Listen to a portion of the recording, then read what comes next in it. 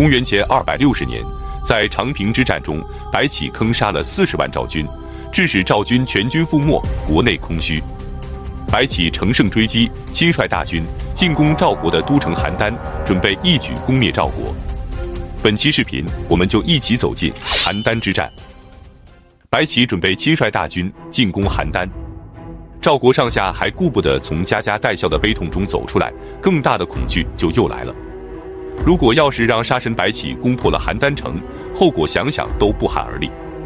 可此时赵国想靠战争来保卫邯郸，恐怕是没有希望了。在韩赵两国的紧急磋商下，决定派遣使者携带重金奔赴秦国，去游说秦国的丞相范睢。果然，范睢被赵国的使者说服，他接受了赵国的好处。更重要的是，他也意识到不能让白起继续攻打邯郸。一方面，他记住白起，长平之战中白起的功劳就够大，如果再让他攻下邯郸，那么白起的地位就会威胁到自己。另一方面，商讨合纵抗秦的计划。此时，魏国的使者刚好也来到赵国，赵国就借机与魏国也订立了盟约，联合魏国合纵抗秦。同时，赵国将灵丘封给楚国的相国春申君黄歇，与楚国交好，然后再派人去拉拢韩国和燕国。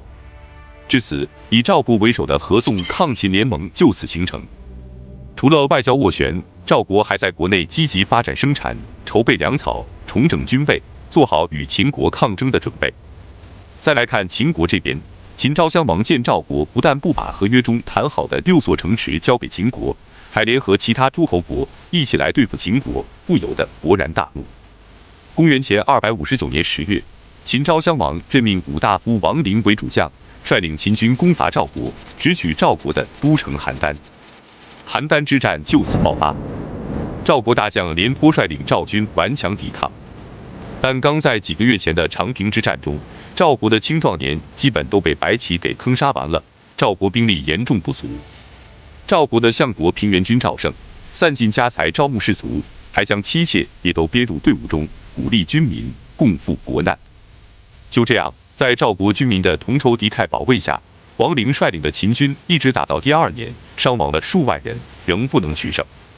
秦昭襄王就让白起去接替王陵，但白起称病推辞，秦王只能让王和去接替王陵。王和到了战场后，秦国继续增兵围攻邯郸，结果死伤近半，仍不能攻下。范睢又举荐他的好朋友郑安平为将，率领5万精兵，携带大量的粮草辎重，支援王和，加强对邯郸的进攻。秦军的攻伐遇到阻力，赵国这边也不轻松。邯郸城内的粮食已经耗尽，赵国军民都苦苦支撑，赵孝成王只能向魏国和楚国求援。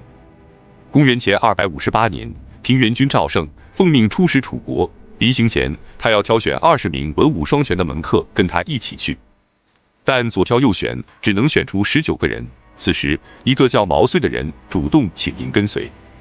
平原君觉得这个人在他门下都3年了，他都没什么印象，说明他肯定是没什么出众的能力，于是就不肯带他去。毛遂就说：“我不过今天才请求进到囊中罢了，要是我早就处在囊中的话，就会像锥子那样，整个锋芒都会露出来，而不仅是尖梢露出来而已。”平原君想，反正现在也正是用人之际，就带着他吧。他们来到楚国，向楚考烈王讲述合纵抗秦的利害关系，从日出一直谈到日中，楚考烈王还是犹豫不决。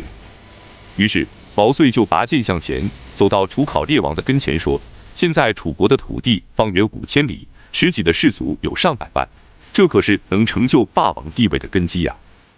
楚国这么强大，天下谁能够抵挡？而白起不过就是一个小小的庶子罢了。他只率领了数万秦军进攻楚国。第1战拿下鄢城和郢都，第2战烧掉了楚国先王的夷陵，第3战侮辱了大王的祖先，这可是世世代代的仇恨啊！就连我们赵国都感到羞辱，而大王就不知道羞耻吗？所以合纵抗秦这件事是为了楚国，并不只是为了赵国呀。最后，楚考烈王羞愧难当，答应出兵10万救援赵国。这就是毛遂自荐的故事。楚国搞定了，魏国之前就已经答应要出兵了。魏王已经任命晋鄙为主将，率领10万魏军赶来救援赵国。可是这10万人却怎么也等不来。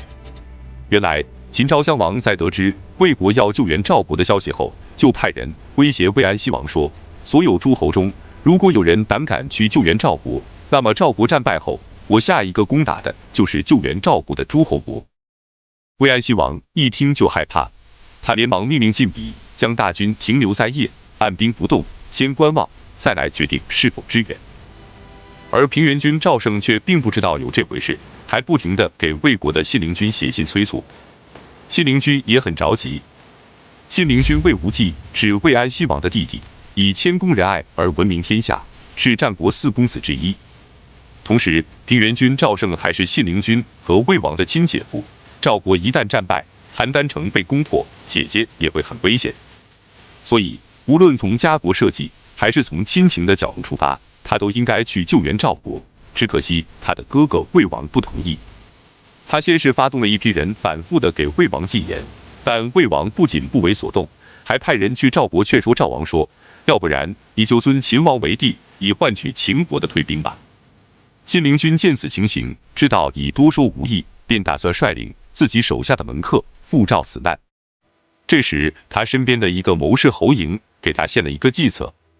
他让信陵君去求魏安西王的宠妃如姬，让他想办法把兵符从魏王那里偷出来给到信陵君。信陵君曾经替如姬报过杀父之仇，如姬一直感念他的恩情，所以如姬就答应了帮他把兵符偷出来。然后侯嬴又推荐了一名大力士，名叫朱亥，陪同信陵君一起前往晋鄙的大营接管兵权。晋鄙核验了兵符后，仍然怀疑信陵君拿到的兵符有问题，不肯交出兵权。朱亥趁晋鄙不备，用藏在衣袖中的40斤大铁锤当场击杀了他，信陵君这才接管了兵权。随后，他挑选出8万精兵，奔赴邯郸。这就是窃符救赵的故事。信陵君魏无忌率领的魏军到达邯郸不久，春申君黄歇率领的楚军也就赶到了。此时，加上赵国的平原君赵胜，战国4公子有3位都齐聚邯郸了。而双方战场的局势也悄然间发生了逆转。赵、楚、魏联军对阵秦军，不仅在人数上占据了优势，在人才上也不输秦国。双方开战后，秦军节节败退，死伤惨重。王和只能率领秦军撤回到河东汾城。白起知道后不由得感慨，当初秦王不听我的计谋，结果怎么样呢？又急又气的秦昭襄王再次派范睢去请白起。白起知道没有战胜的希望，还是以病情加重为由不肯出战。秦昭襄王震怒，下令将白起降职为普通士兵，迁居到阴密。白起则称病重无法行动，秦王也就允许他可以暂时留在咸阳。王和率领秦军在汾城休整了2个多月。韩赵魏再次组成联军逼近汾城，企图切断秦军的补给线。不料王和却抢先进攻联军，斩首6000。联军向南逃跑，王和一直追到黄河边，联军又有2万人淹死在了黄河里。另一支赵军则趁王和东进的时候攻下汾城，王和只能回师保卫。随后又跟从张唐攻下了赵国的新中城。公元前256年，韩魏楚联军进攻新中城，王和和张唐被迫撤退。乐胜、庆胜则带领赵军攻破了留守在赵国信梁城、郑安平的秦军，郑安平被迫带领2万秦军投降。至此，邯郸之围被解，秦军战败。接到战败的消息，秦昭襄王火冒三丈，把责任推给了白起，命令他立即启程离开咸阳。范睢又趁机补火，给秦昭襄王进谗言，说白起心怀不满，口出怨言，背后说大伙的坏话。于是白起才走出咸阳西门10里，到达杜游的时候，秦昭襄王自来宝剑，让白起自裁。就这样，一代杀神，战国4大名将之一的白起自杀而死。这场战役也极大地消耗了秦国的实力，造成秦军接近20万人的伤亡，推迟了秦国统一6国的步伐。本期视频就到这里，感谢观看，下期再见。